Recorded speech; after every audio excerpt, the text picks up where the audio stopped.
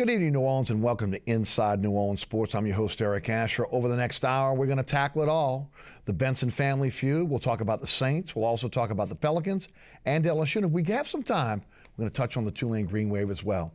Joining us on the program tonight, two of my good friends in the business. Corey Johnson of AM 1280 WODT, and also the new sports director at Fox 8, Juan Kincaid. Gentlemen, welcome to the show. Thanks so much for being with us tonight. And we always like to start off kind of letting the folks know a little bit about what you guys are doing in your life. And Corey, first of all, tell the folks a little bit about your new gig. Well, I like the Fox 8 sports director, Juan Kincaid. That's a good deal. That's a great news for Juan. I love hearing that. Yeah, I've kind of just made a shift over, Eric, from where you were to now AM 1280, which carries a lot of Fox sports programming, which I like. Yeah, it's really good. Fox has got some good stuff. Yep. Yeah, no doubt. But I'm a big fan of sports on television like you, right. So it's going to be nice to see Juan as the lead guy over at Fox 8 on Jeff Davis. Well, you're also doing a little TV, too, simulcasting your radio show. Yeah, the radio show is on TV at the same time, like you said, a simulcast. It's live on Cox Channel 4, right down the dial a little ways, and on the North Shore and other spots in the state, Thibodeau, and gotten calls from like Opelousas on the Charter system, Charter Channel 333. That's beautiful. Yeah, Again, the only radio show simulcast on television. Congratulations on that. Congratulations in order for our good friend Juan Kincaid. Welcome back to the show, and congratulations on your new gig. Tell the world about what Juan Kincaid's doing. We don't see you on TV right now, but again, behind the scenes at Fox 8, tell us a little bit about the new gig. Well, I've been fortunate, Eric. I got hired by Fox 8 at the beginning of the year and as a sports director, and it's a wonderful opportunity. And I'm going to be off the air for the first 6 months because of what they call a non-compete clause in the contract, which means I can't work for any other medium on the air, use my voice or anything like that until around July 14th. So looking forward to getting back on the air then. So people that are wondering where I went to, that's basically the situation right now. But it's a good opportunity working with a great group of guys that I've worked with at one point in time through my 14 years here in New Orleans. And it's a great sports department, a nice young sports department, very hungry. And we're looking forward to tackling, hitting it head on when I get with them on the air in July. Yeah, well, the great thing is, number one, obviously the ability to stay in New Orleans and move to Fox 8, become a sports director. I mean, that's got to be golden for you. It's a wonderful thing because I've got an 8-year-old daughter who, when she found out the week that I was leaving the other station, she goes, "Daddy, you're not on television anymore?" I was like, "No, honey, it's going to happen again." And I had to explain to her. So, you know, she's priority number one in my life, and so she loves New Orleans. She's in school, entrenched here, and so it was about staying here. And luckily, the opportunity with Fox came available, and it worked out that my contract was ending at 4, and a new opportunity came up at 8. So it worked out perfectly. Well deserved. This guy's a genius. He gets to miss the Monty Williams firing and this Benson saga. He cranks up in July when LSU and Saints get to do rolling. with that. But it's a wonderful timing situation. You know what's interesting is, as we're taping this show tonight, gosh, you know, I mentioned last week on my radio show two people that were just so excited and got to be happy, got to be thanking God that this situation with the Benson family happened, were Mayor Mitch Landrieu, obviously, and Monty Williams. Because nobody's talking about Mitch Landrieu and the crime, and nobody's talking about Monty Williams and the team. But all of a sudden, just within the last week or so, looks as though this team's kind of turned it around a little bit and starting to play for Monty. So it'll be interesting to see what happens in this upcoming homestand. It will be interesting to see because they've gone down this road before, although it was on the road most recently, playing teams with way subpar 500 records, some of the worst teams in the NBA, and they're going up there and losing at Boston, going on the road and struggling against Detroit. I mean, the teams they were playing, the Philadelphia's, not getting wins there. And I've been questioning for this since the beginning of the year whether or not Monty Williams has kind of run his course here. I think he's a wonderful coach. I think he's a really nice guy. He's a good basketball mind. But again, we have to remind ourselves he's a first-time head coach who, at this point in time, has the best team he's ever had. You know, forget the Chris Paul years. That team was coming apart, and he picked up Chris Paul at the end of his term here, getting to the playoffs. This is the best assembled talent that Monty Williams has had. So how can he handle having that kind of talent on his roster every night? Can he organize the rosters? Can he put the right lineups together night in and night out that the other veteran coaches can do and have done with less and be successful? And so far, he hasn't done that. So I'm wondering, if they don't start picking up wins here, getting that 8th playoff position, is it time for this team to look for it in a different direction with an experienced head coach? Because there are a lot of coaches out there that would love to have this talent. He kind of buried himself, I think, a few weeks ago. I mean, I don't follow it quite as closely as y'all and obviously as close as you, but that we're going on the road, we're going to change our mindset on the road from this 500 club to the winning club. And I love what he was saying. We're going to jettison this mediocre 500 stuff, and we're going to get our mindset into being a winner now, where we win 3 out of 4, where we start winning and we're not 500 anymore, and then they go lose to the Knicks and they have this miserable road trip. I think he kind of, unless it turns around all of a sudden and they win like 15 of 20 or something, I think he's gone at the end of the year, maybe even before if they lose to like a Knicks-like team against some 7-win team, or a 17-game losing streak type team. I think they just have to start showing some consistency that they can win consistently. I don't need them to run off 5 or 6 wins in a row, but I need you to be able to win 3 games in a row for before you get to the month of February, which they've finally done that. And win more than you lose. You've got to start putting some wins together. And look, Phoenix, Oklahoma City, these are the teams that are standing around you right now trying to get that 8th playoff position. The only reason Oklahoma City is there is because Kevin Durant and Westbrook are both out for the majority of the first part of the season. Right. You knew they were coming back healthy. Yep. You can't worry about that, but you've got to pick up wins against a team like Phoenix, who's battling you for that 8th playoff position. And so far, they haven't really shown any signs. Although, as of late, they've won 3 in a row, trying to make it 4 in a row against bad opposition. They had the toughest opening season schedule in the NBA. I get that. And they came out of 2014 with a 500 record. But you have to start showing some more consistency, getting wins on the board. No, I would agree with you. I would have said, and I did say, that after the 3 losses to Boston, Philly, and New York, that most coaches would have not gotten on the plane at LaGuardia. No.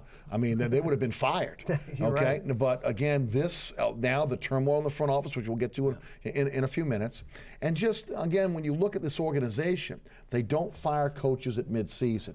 So, again. What does it solve? Right. Well, at this point, again, when you look to the bench, who's going to take his place? Is it Randy Ayers at this point? Is he going to have the ear of the players more than Monty Williams? But I will say this.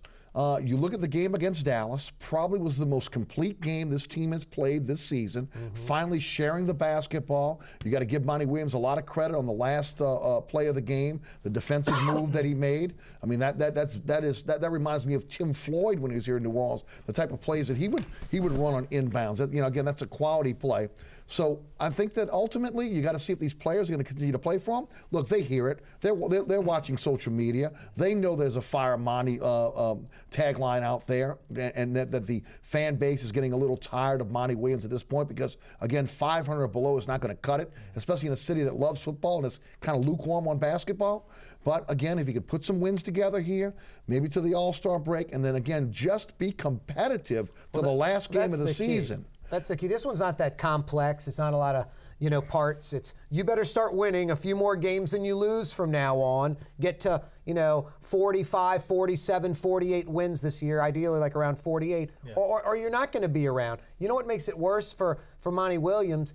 Don't you feel kind of Dell Demps has a little more time on his, another year than, like if Monty Williams goes, Dell Demps is still around probably? Well, so he doesn't want to hook his wagon to a guy that, has to go. He may want to get rid of him and be able to save his own job by bringing in a guy that can be more effective. I will say this, Corey.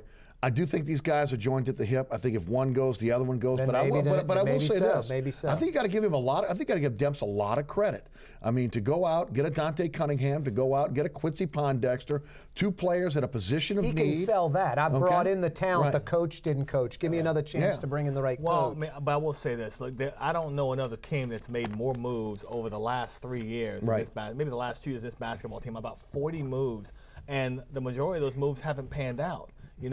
Anthony Davis is no doubt about it, the superstar of this team, who you build around. And far too many times late in basketball games, he's not touching the ball. And I don't get that. And I'm not saying that he's the guy that's going to take over the game because he's probably not there yet. But he is your lockdown all-star this year, your top all-star vote getter, are very close to it. And he needs to be touching the ball in late game situations. They've got to get their point guard situation figured out. They got to get their bench, who starts, who's on the bench, and be consistent with it. That's been the biggest problem with me this year. He hasn't been able to figure out, and I know there have been injuries, but every NBA team has injuries. He hasn't been able to have that solid 5 to start, that solid 5 coming off the bench, and maybe 2 other guys. It hasn't happened for him this year. And if you don't have that consistency and players know their roles, how do you want to play basketball, Eric? Do you want to be a team that scores 110 points a game? Do you want to be a team that plays defense and locks the team down to 90, 95 points a game? What do you want to do? And there's no semblance of what this team wants to do. Well, to win in the playoffs, you got to play half-court defense. Absolutely. I mean, that's the only way you're going to win in the playoffs. You got to play half-court offense, too. I would agree with that. Yes. And again, Sharing the basketball, which is something they've done over the last few games, hopefully it will continue, is a way that's going to happen. Anthony Davis right now, nice mid-range jumper. One of the things, if you're going to go to him, especially toward the end of the game, you'd like to get him where he's a little bit better of a post player. And that will come. Yeah. That will come. But I agree. He's got to see the basketball more. And again, what happens to this team when they get stagnated is, whether it's Drew Holiday, whether it's Eric Gordon, or whether it's Tyreke Evans, when they want to dribble, and then the shot clock expires on them, and they're taking a bad shot. Didn't help. Ryan Anderson, again, looking like the injury from last year, still kind of lingering. He's been hot and cold all through the season. He's got to kind of get back to where he was. But overall, if you're going to criticize Dell Demps, you're criticizing for maybe going a little bit too much guard heavy on these last few trades. But this Pondexter and Cunningham trade were exactly what they needed. Threes that could defend, both guys, and Pondexter has become the leader of this team now. You hear these players now referring to Quincy Pondexter as the guy they're listening to in the locker room. That's amazing because he just got here, Corey. You know why though? Because you look at that roster, who else has playoff experience? I was going to say, he's like one of the veteran players on the team all of a sudden. Really, no doubt, he is. It took him leaving here to get on a playoff roster in Memphis and then coming back here to be a guy that everyone's looking up to. Tyreke Evans, don't know what the playoffs all about. Drew Holiday doesn't know what the playoffs all about. There's a lot of players in this team that were the best players on their previous teams, but those previous teams didn't even know how to spell playoffs, much as play in the postseason. A lot of guys didn't. So now, granted, Quincy Pondexter left here a young boy. He's come back a man with playoff experience. Didn't contribute a lot with Memphis, but he's been there. He knows what it takes to get there. He's been around professional players. That's what this locker room needed. And Dante Cunningham has been fantastic. Oh no, he has, and especially from a defensive standpoint. And he's giving you buckets too. Yeah, no, that mid-range, I didn't think he had that mid-range game. I really didn't. Did not think it. But they're sharing the basketball. I think a lot of that's Pondexter. And again, we'll see what happens down the line here. But guys, I'll ask as we get ready to shift gears into the Benson family struggle. I don't think Monty is fired now at the All-Star break, but I will say he has to make the playoffs to be able to stay with this team. If he doesn't, I think they'll be looking for a new coach. Corey, what's your thoughts? Yeah, I think everything he said is right. Probably like what I was talking about earlier, about 48 wins, make the playoffs, backdoor it in there, and the tougher Western side than the East to get in the playoffs. And then you almost have to keep him. And then he's earned it. But if there's like I was saying earlier, some kind of screw up against bad teams in the NBA, I think there's a shot you could get rid of him in midseason, but it would have to be like he's lost the team. And I think it's the opposite right now. The team's kind of rallying around him. So if that continues, he'll be fine. But if not, he'd have to lose the team, I think, for him to get canned. Let's say over the last 15 games, they win 12 of 15. Okay, they go 12-3, but they still miss the playoffs. Right. So then the question is, that's a tough decision. But you missed the playoffs by a game because that bottom 6, 7, 8, 9 is so tight. If you're 47, 48 wins or something, I think you got to keep them. Right. Well, yeah, because you look at what they did the previous year. That's almost 18 game, almost 18 game. Maybe he's turned the corner. Probably will be the most dramatic change with the NBA this year. That's a tough scenario. Yeah, that is. I was saying but it could come down to that because again, that 6, 7, 8, 7, 8, 9 position is so tight. But I think if they don't make the playoffs, I think they make a change, and I think they look at a veteran coach. Yes. Look out there. Mark Jackson's out there. Oh, yeah. Mark Jackson would love to have this roster. Well, have Anthony Davis. And it's a critical time. In the summer, you want to sign Anthony Davis to, again, his next contract, that max deal. Your next topic might be hurting that. Well, I agree with you. I definitely agree with that. So, this is interesting times for the Pelicans because, let me tell you something right now. This team loses Anthony Davis. I don't know if this franchise survives in New Orleans. I don't know if it can survive the loss of again the next great superstar no. Oklahoma in the NBA. City's lucky, I think. I'm not knocking Oklahoma City, but they're a market about our size. They really don't have any kind of tourism. They've got a good oil and gas industry there, but now that's in a precarious state. They don't get who they have on that team. They're packing the place the first few years in Okie City. No doubt. But 5 years, 7 years in, if it's, Frank Magoo at point guard, instead of they're Durant. not funding the team right. And there's no one on that team. Is Oklahoma guaranteed to work? So I think it's like Peyton Manning with the Colts almost. Durant and at point guard, Westbrook. They've established that team in that city. Yeah, and I think if that in there, maybe it doesn't work in Oklahoma City. I think Anthony's gone, Davis.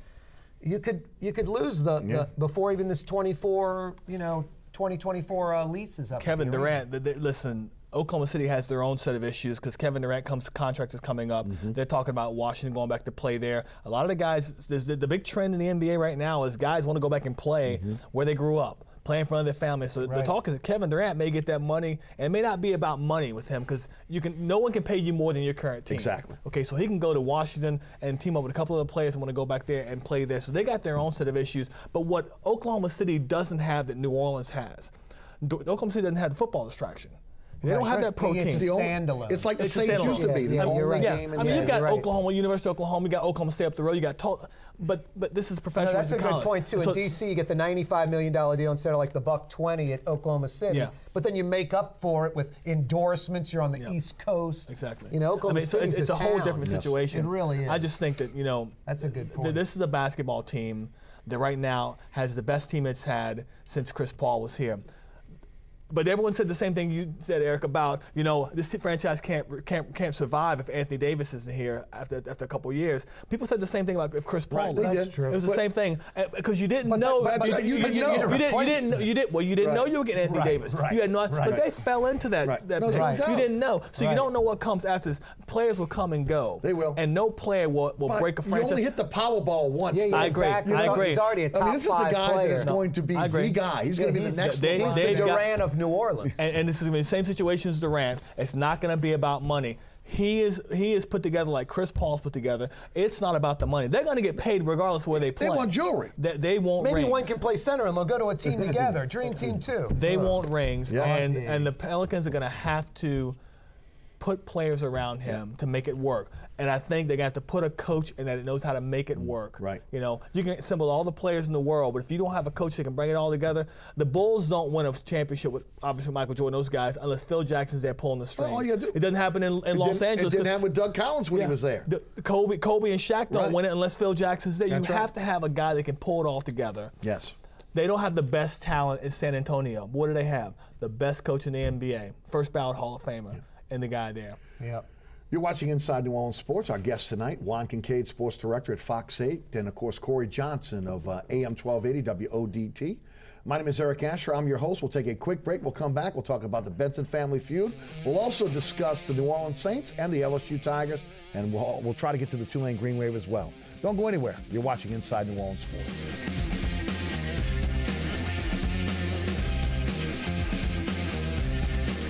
Inside New Orleans Sports with Eric Asher is underwritten by. Located on Lake Pontchartrain, Brisbee's Lakefront Restaurant and Bar offers traditional West End favorites, a scenic view, oysters, and numerous tasty options. More information is available at 504-304-4125 or brisbeesrestaurant.com. Mr. Ed's Oyster Bar and Fish House has been shucking here since 1979. Located at 3117 21st Street in Metairie, Mr. Ed's Oyster Bar and Fish House offers raw, fried, and grilled oysters as well as a range of Cajun and Creole dishes. Enjoy a dozen with a smile. You're watching WLAE, New Orleans Public Television. Find us on Facebook and follow us on Twitter.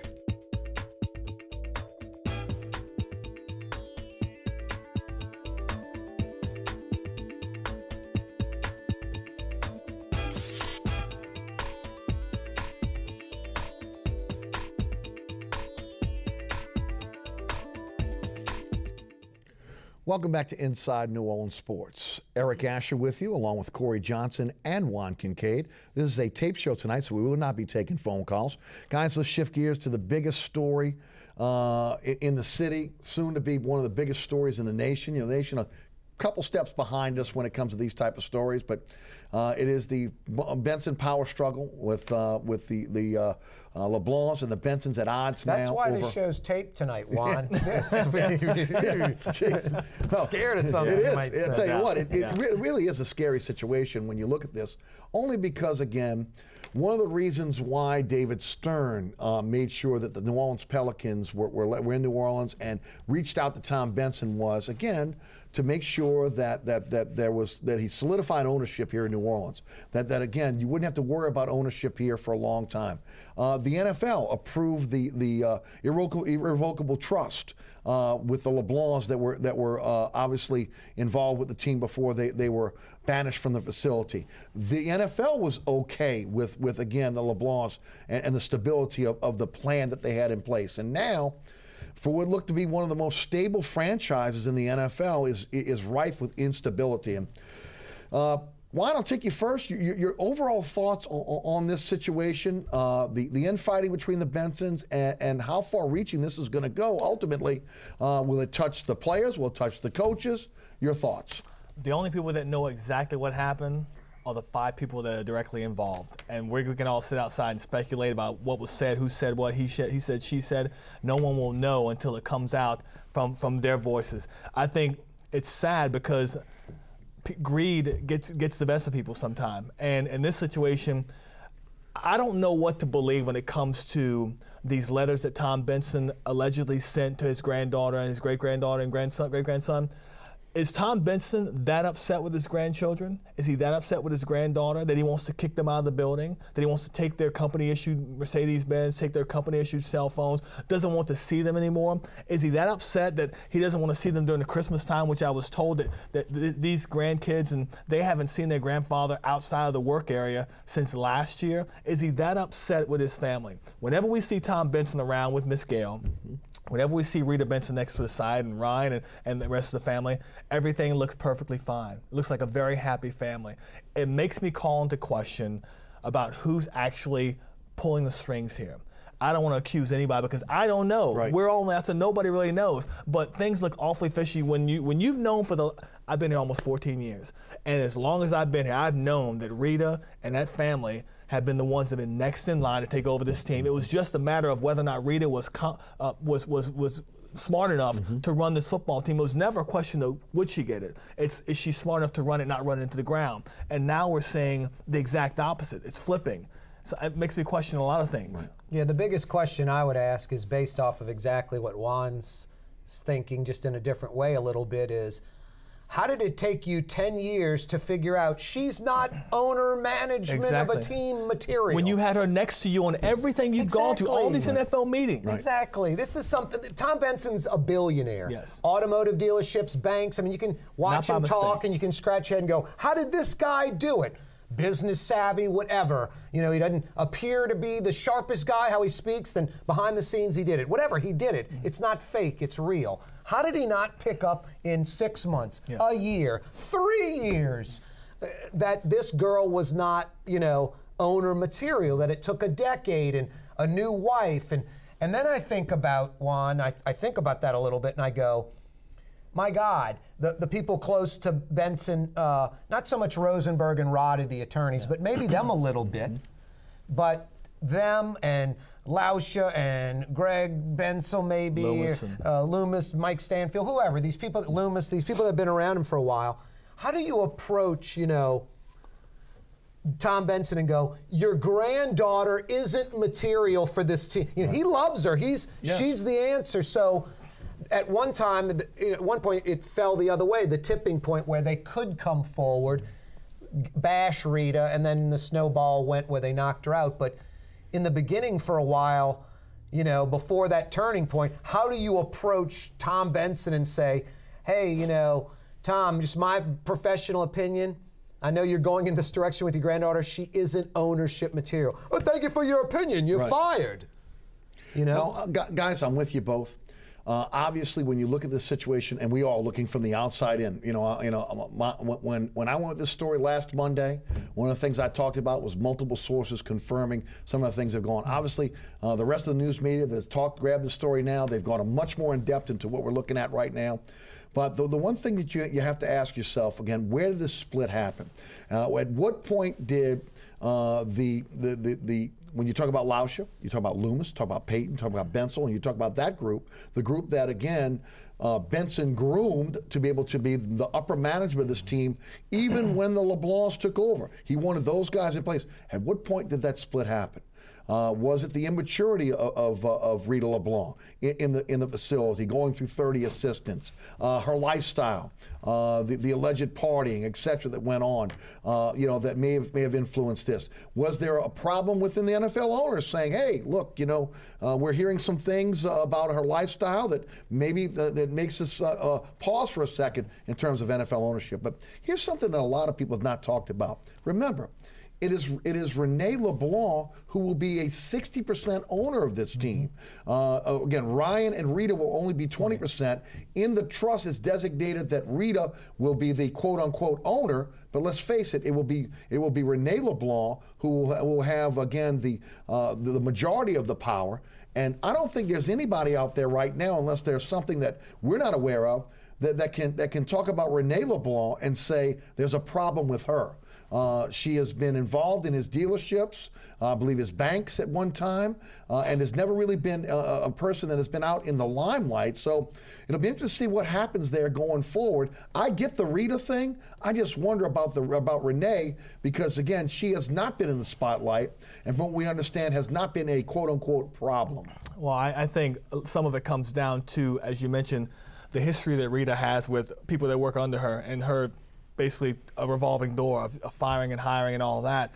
I think one of the things that Tom Benson wants to do with this is obviously he wants to keep the upper management team together. Absolutely. Because no matter who is owning this team, if that structure stays solid, this franchise doesn't skip a beat. It doesn't have a hiccup. What it does do is it guarantees that guys like Dennis Lauscher and Mickey Loomis and maybe Sean Payton pretty much have jobs for life. Yes. And that's not so good. I don't like that. Yeah. Lauscher would be a good one to keep maybe a job for life. Yeah, but Mickey and Sean need to be held accountable for good years and bad years. Absolutely. That. They can't have jobs for life. No, Loomis and Payton. But I think Lauscher could. Yeah, right. He probably could because he's a good man. He knows what he's doing. Yeah, this is a franchise that's been known to have stability, especially and he's the president of the club. So again, Absolutely. He's handling the day-to-day operations of the club. And he's just like a blue-collar kid from the West Bank. He's just like a, Well, listen, Rita, self-made. She was a kid when she got in this. Mm-hmm. I don't think anybody saw her coming in here and say, this lady's going to take over the company in 5 years, not even 10 years. It was going to be, she's a project.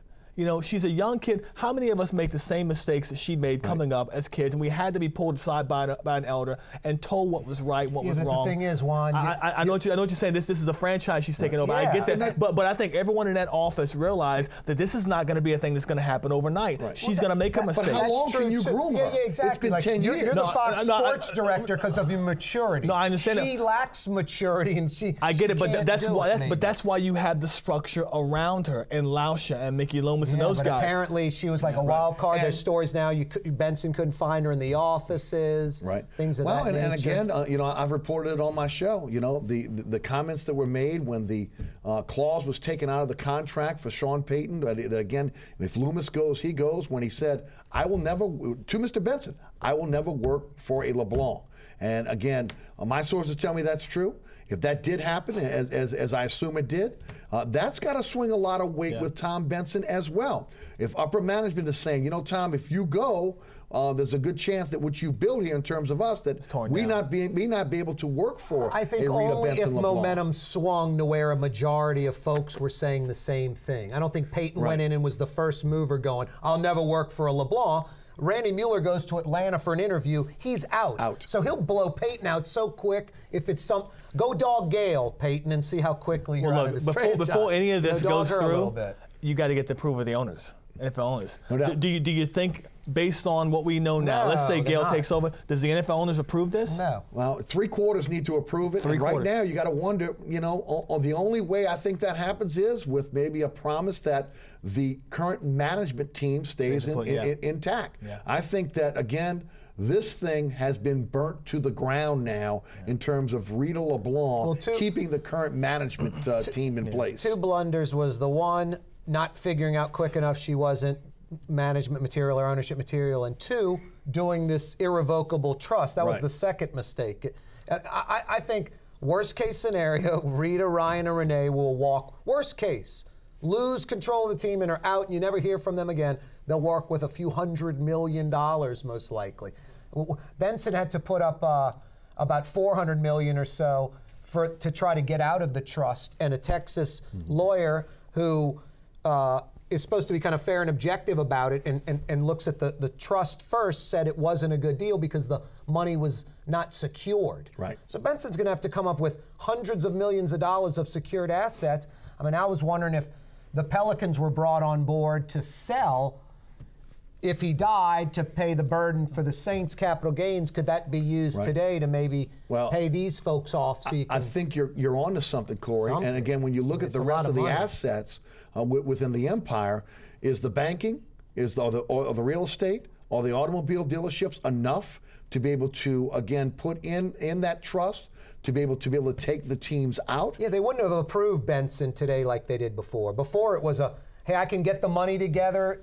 You get the team, you save it. Today it's, the team better be a secondary thing, not your primary thing. You better be worth a few billion because of oil and gas or a widget factor or something, then you can get a team. You can't make the team your primary thing, really. And the interesting thing about again, the trustee works for Stanley Rosenberg, and is also the son-in-law of Stanley Rosenberg. So when you look again, the incestuous nature of all of this between the LeBlancs, between obviously the Bensons, and now that law firm where again, Benson's best friend for the last 50 years is Stanley Rosenberg. But at the same time, inside of that law firm, that trustee, he is looking out for one thing: the beneficiaries of the trust. That is his job, and ultimately had to come in and tell Tom Benson, sorry, I know you like to put this unsecured note in here for these teams. You ultimately can't do it. And Corey, you may be onto something. At the end of the day, there might not be enough money to be able to, again, put a promissory note in this trust to be able to pull the teams out. You may have to end up selling the Pelicans to get it done. Hey, how many touchdowns is Breeze going to throw next year? Jeez. Yeah, no, it's true. Huh? It's like you get off the sports part, and it's like the Leisure John Snell and you stuff. hope it doesn't bleed over into the season, the way this team has to answer all these questions, because this is going to take some time to get through. It's not going to happen by the summer. It had to have affected last year, Juan. I mean, I'm just thinking we're at the pinnacle right now. It had to be a pot boiling in September, October, November. It was complete chaos. It had to be. Everything that my sources have told me, it was complete chaos in the building when Renee, Ryan, and Rita were all in there together, and that's one of the reasons why they had to jettison them. At first it was said that they were going to be moved to Benson Towers. Obviously that did not come to fruition. Something happened behind the scenes that didn't happen. But ultimately, guys, when you look at this situation, it's got to affect it some. It may, as you mentioned earlier, it may affect Anthony Davis signing with this team long term with the instability now that you have in terms of ownership. And, I don't know how much it hurts free agency because, let's face it, the Saints are going to be looking for mid-level free agents. They're not going to look for that big splash. But, it doesn't go beyond a team to say, you're thinking about getting with the Saints? Hey, you know what? This influx in ownership, that may affect Sean Payton. He may not be there by the end of your contract. Well, I will say this about free agency.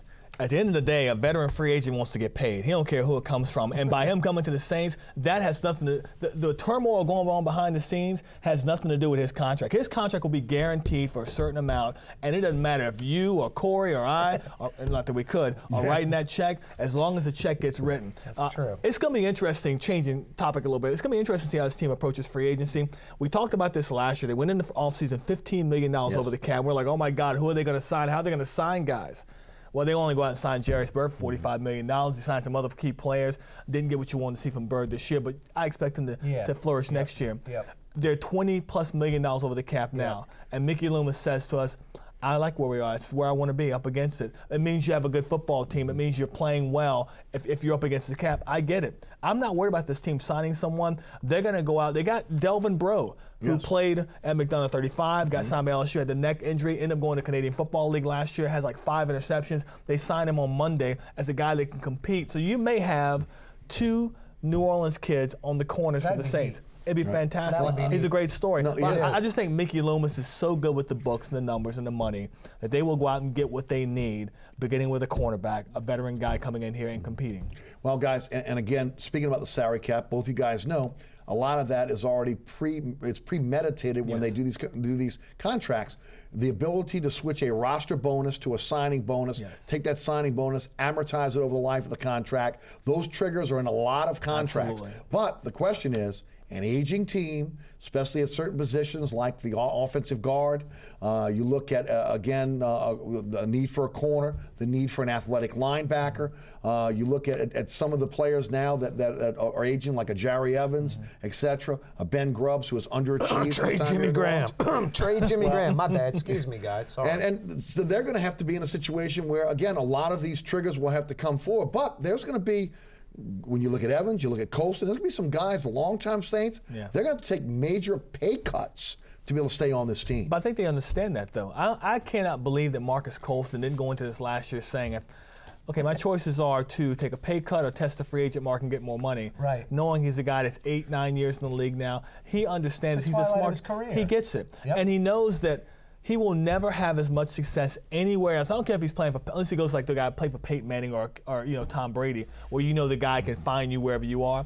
He's not going to have success more any place else in New Orleans. He has to take a lot less money here in New Orleans to stay here. I think Marcus Colston wants to finish his career as a Saint. It'll be a great legacy. I think there are other guys in this team, Jari Evans, not going to make more money someplace else, and some team just overpays for him. Guys, I think when you get to a certain point in your career, they understand that for me to continue playing football and to get more years on the deal, I've got to take less money. It becomes less about, I guess it becomes 50-50 about the money and opportunity. Sure. Where's your best opportunity going to be? And that continuity that you've got around those players you're with now, that's important. Well, one thing you have to worry about, though, again, as you cut these players' salary, as you bring them back, that they have something left in the tank. Don't make a mistake on that. You can't go with fool's gold and say, all right, we've reduced their rate. We think they're good for 1 or 2 more years. No, you need an influx of young talent. There was a lot of thought that, again, I think as all of us agreed, that defensive line 2 years ago looked like that young talent that you could build on. Last year, not so much. Again, there needs to be an influx of young talent on that offensive line. You need to continue to add young talent to that wide receiving core. And again, you need someone that can make an instant impact for you at corner. And then you've got to get more athletic at the linebacker position. So, they got their work cut out for them in the draft, and they've got their work cut out for them in free agency to upgrade the speed and talent. And to me, guys, I want to ask you this question. I know a lot of people point to corner as the #1 need for this team. I disagree.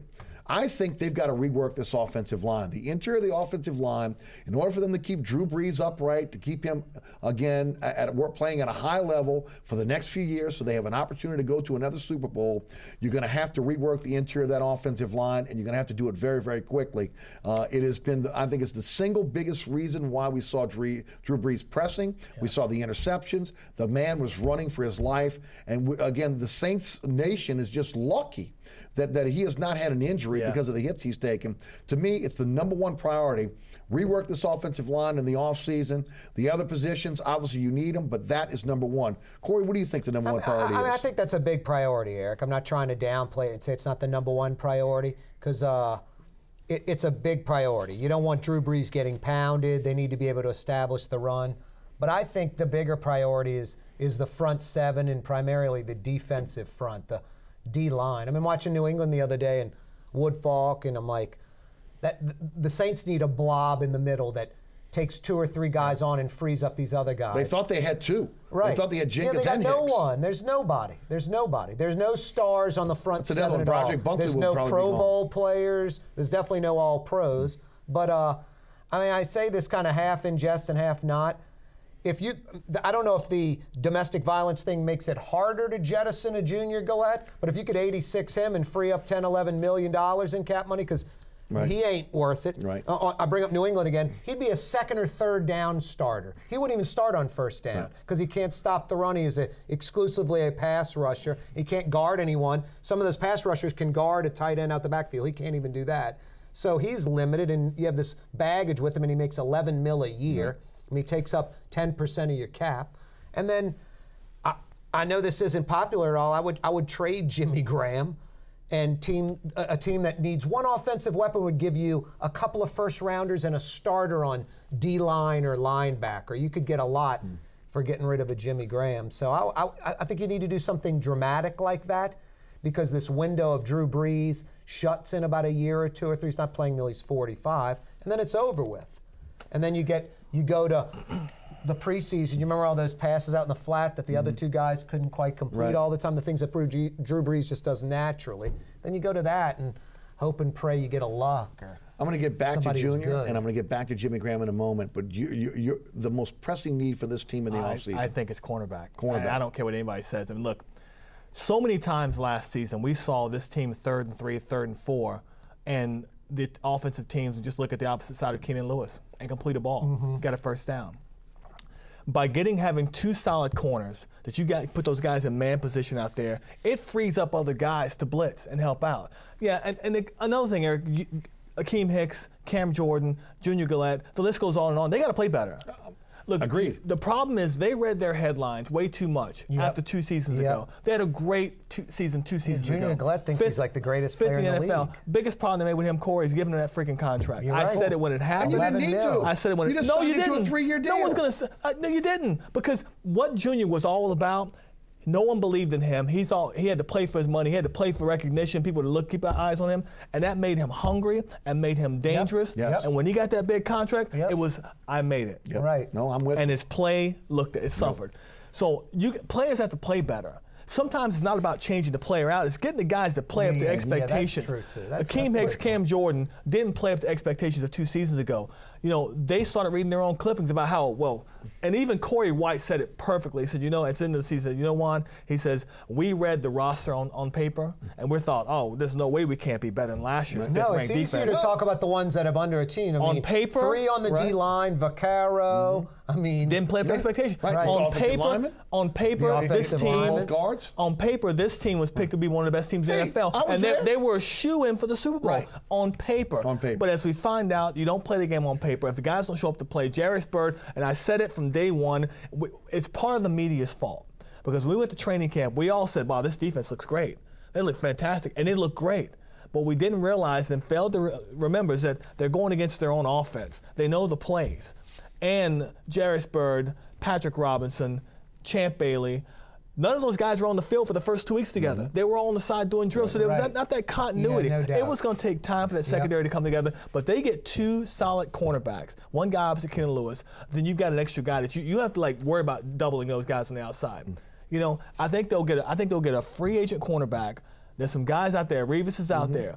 Put some money into that. Go in the early rounds of the draft. Get yourself a cornerback or an outside linebacker that can rush. That can run, yeah. Yep. They can run. Get that. Go later rounds and get you some offensive linemen, which is traditionally what they've done. They're not going to use a high draft pick on an offensive lineman, but there are a lot of needs. But every NFL team has a ton of needs. Right. The Saints know what their needs are, but they need guys on the roster to play better.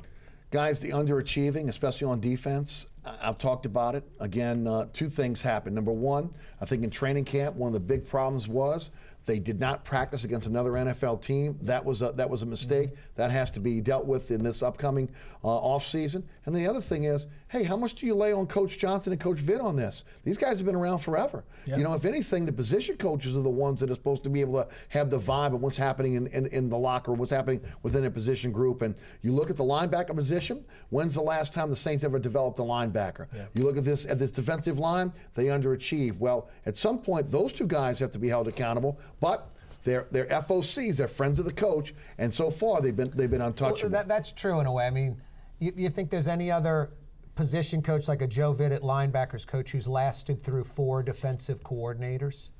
Hey, I'll take the job, but I'm not bringing in Vitt. I'm bringing in my boy Asher. He's a linebacker guru. He's my guy. He's my guy. You're hired as defensive coordinator, and you work with Peyton's guys. Bill Johnson from Monroe, Louisiana, and Vitt, you know, his confidant. And well, you throw something else in the mix now. Dennis Allen is here. Yeah. You know, a senior That's going to be interesting to see how defensive that works How's out. that going to work? That's a little safety valve looking there, over the shoulder. you know, that's what I think that is Ryan. a warning shot to Rob Hell Ryan, yeah, it saying is. if you can't get your job done this year, Right. let the door hit you in the back, you know, because Dennis Allen's here and going to take over this And position. how nice is Allen? It's like we're not counting your front 9 where he shot a 50. Yeah. So he's relaxed. He's had his triple bogeys. He's going to go out there just, I have nothing to lose. You know, I only can get the defensive coordinator job. He's going to go in there and be relaxed and At the end of the day, this team is in a window that's closing. And Yes, that window is it being is. held open by Drew Brees. Yep. As long as he stays upright and plays well, this team will always be in a conversation of a Super Bowl. They've got to fix the guard center position. Absolutely. They've got to fix that. They bring in Jonathan Goodwin. He was not the answer. No, He looked weak. He's just too old All now. the pressure They they didn't got. trust Alito. Otherwise, he'd I have don't been get probably that. not ready. Probably not ready. I don't Maybe think this I don't year think he might be Lolito the was guy. worse than Jonathan Goodwin. Neither do No, I. probably I think not. Especially after Goodwin got hurt. But I think It with was not the Goodwin, they same felt player. experience, and that might give And him I an totally edge. get that. Now it'll be Lolito next year. But Goodwin looked like the probably smallest gone guy on the offensive line. And when teams rushed, they knew that to get to Drew Brees, we got to go right up the middle. Forget this run around the edge thing.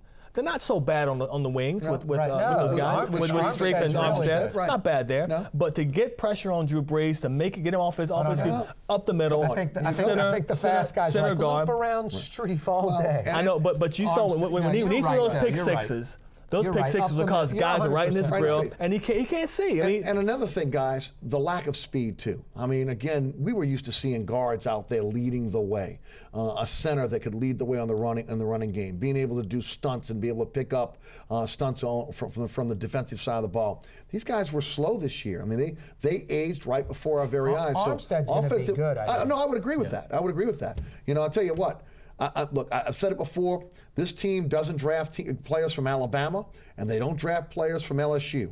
Only Sinceri and Ingram from Alabama have been drafted by this regime, and Al Woods is the only player that has been drafted by the Payton regime here. They need to take a hard look at players that are coming out of Alabama and LSU when you look especially on the defensive side of the ball and on the offensive side of the ball. It's the number one and number two feeder programs for the National Football. And they're about in your 10%. backyard.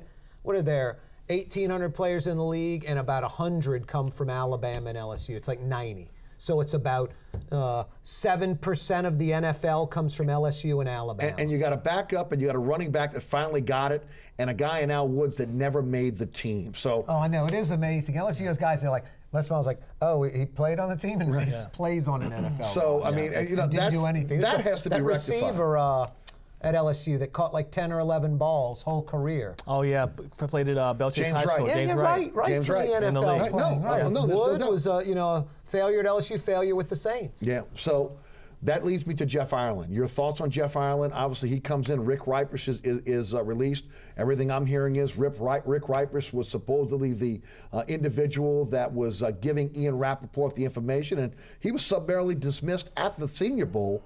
But neither here nor there. He's gone. Ireland's in. Your thoughts? Well, I think what we know about Jeff Ireland is that heck of a scout, not much of a GM. True. And if he's being brought here as the guy that's going to lead the scouting department, then you score an A.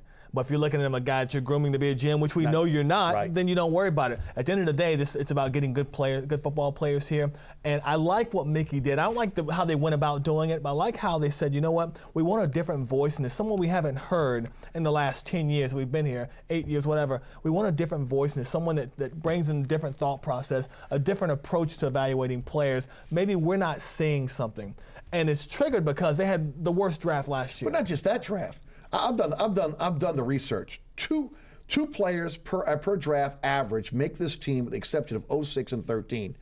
With the exception of the undrafted free agents, that's been the thing that's overshadowed the draft. You know, you can't be consistently doing that when you're on the clock. Now, granted, they've been a little bit later in the draft. It's a little bit harder. But again, still, you've got to have more than two players that are making your team off the draft. And I think that's one of the things Ireland's going to bring. But I do like it. I think at the end, when the draft is over, you're going to see some scouts that are going to be jettisoned as well. They're doing a complete makeover.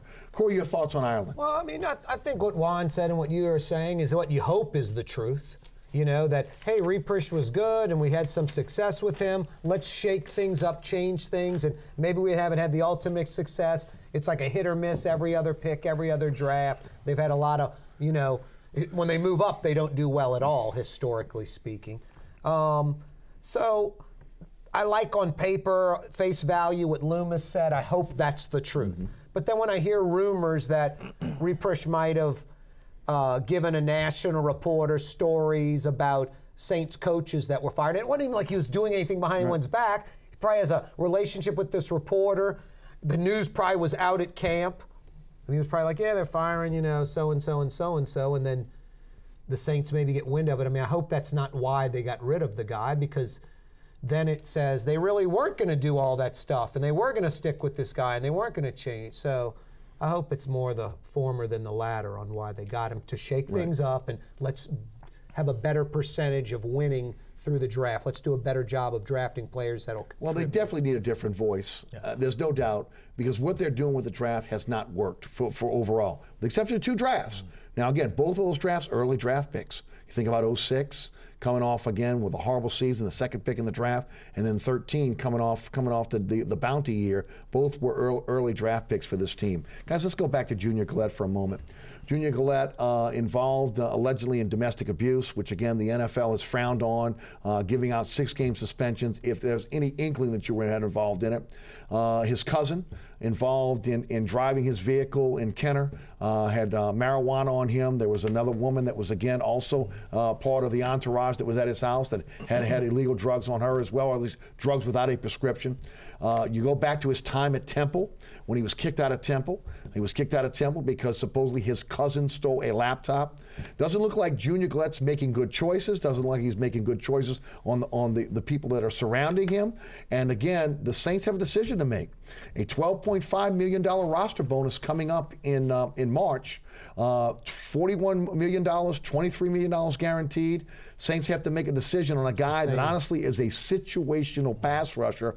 This may be one of those twofold things. Number one, we made a mistake in giving him the money. He's not mature enough to handle it. We don't like who he's surrounding himself with. Number two, this is a situation where he is not an every down player, and we're paying him like an every down player. Guys, he was named captain of this team last year. Juan, what's your thoughts? Junior Galette get that bonus in early March, or is Junior Galette going to be a free agent? I think Junior Galette's going to be a free agent. I don't think he's worth the money that you're paying him. It's amazing. Money can change your common sense, your amount of common sense, I think, sometimes. And with Junior Galette, and I said it when it happened again, and said earlier in the show, he always played as a guy that was hungry, the guy next to him, always wanted to get at you because he wanted people to believe in him, and he felt like no one did. He had to prove himself in the league, and when he got that big contract, things just changed. His game changed. He wasn't as productive, but he wasn't the only one that defense wasn't productive. There's a lot of guys that played below their expectations. But I just think the way the NFL is now, they're under such scrutiny, such a close eye from people like the government. They're watching them. It's on nightly news every night, lead story, that the NFL is in a flux right now, that the commissioner doesn't have a control over this league. And I think when it comes to Junior and anybody like him, if there's suspicion, he's gone 6 games. So are you going to pay him that big amount of money for a guy that's going to miss 1/3 of the NFL season? I can't see the Saints doing that. You're going to take that money back, what's not guaranteed to him, take it back and put it someplace else, because Lord knows you got other areas you can put that money in. $17.5 million in dead money if you cut him in March. Corey, your thoughts? 6 words for Junior Galette. Put the hooker in a cab. No doubt. You don't. With your cousin. Yes, with your cousins. Yeah, with your cousin. Who you hang out with is as important as where you go in the league. Exactly. And why players don't understand about how you look. I know when you come into the league, you feel like you got to help your boys out, and I get that. Of course. Because no one got to where they are by themselves. We would all do that. No one got to where they are by themselves. But you can't let them drag you down. But you have to be smart about it. Exactly. And you've already lost a scholarship at Temple for something like this happening. Now you're going to lose your career in the NFL? Yeah. It makes no sense. I want to quickly ask one question about Jimmy Graham, and then I want to move on to LSU. Guys, Jimmy Graham played with one arm all season long. Sean Mazzan of Fox 8 Sports was on this very show saying, look, give Jimmy Graham a pass here. Okay, he played with injury. He's a tough guy. He could barely lift his arm. He couldn't even put his own shirt or jersey on without help. What the heck is he doing at the Pro Bowl? Well, no, I thought the same thing exactly, and the dunk and everything. And that's why I was saying earlier, I mean, it just kind of solidifies what I was talking about, like, I would trade Jimmy Graham. I mean, I think he is an incredible player. I think Jimmy Graham keeps going like he's going. He'll be in the NFL Hall of Fame. But I don't think Jimmy Graham's perfect, and I don't think Jimmy Graham is. Are you going to replace Jimmy Graham for what he is? Like, hey, we got another tight end and we don't miss a beat? No. But you can make up for it with 2 wide receivers, a good scat back, Bush, Sproles type, So, I mean, Breeze throws to like my dry cleaner and my gardener and me, and I'm not saying that's a good thing. I think there's too much running back and wide receiver by committee. They need star players. Graham is definitely that.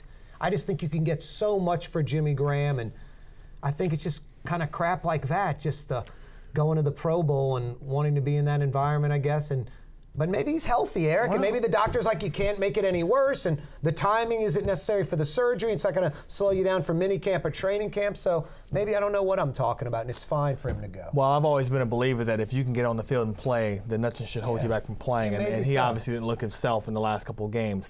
But having said that, you know, one thing that Sean Payton and Drew Brees have always prided themselves with this offense is that there's no one guy that we're going to go to all the time. It may seem like we're picking on one guy and throwing to one down, but they found a weakness in the defense. It may go to Jimmy Graham 10 times, may go to Marcus Colston 10 times, may go to whoever else 5 times. This offense is supposed to be built around everyone sharing the ball. Everyone's equal. Everyone can be a threat. And if they're going to go that route, then yeah, Jimmy Graham can be jettisoned out of here. But people have to realize this guy's only 6 years into playing organized football. Yep. He's a basketball player that's been converted into a football player. And I'm not questioning his ability. No. I know. I'm not questioning. Go get surgery. And if you want to hang out in Arizona, hang out in Arizona. Yeah, but you know, Eric, we don't know the conversation he's had with his doctors. If his doctors are saying it's just soreness, it's going to take a little rest and rehab during the offseason, then there's no reason that he can go play. Right. You know, and go play Pro Bowl. Because, you know, Pro Bowl is just a tag football game anyway. Right. No one's out there to kill anybody and You're not going to get it hurt worse. We want you to run around and keep it active. I mean, it could have been any of that. So, but having it's said a little that, fishy. Yeah, having said that, I think Jimmy Graham offers this team the kind of unique weapon that only a few other teams have. New England Patriots, Gronkowski, you know, can't remember the guy's name, plays for the Broncos, and Peyton Manning, Darius Thomas. Yes.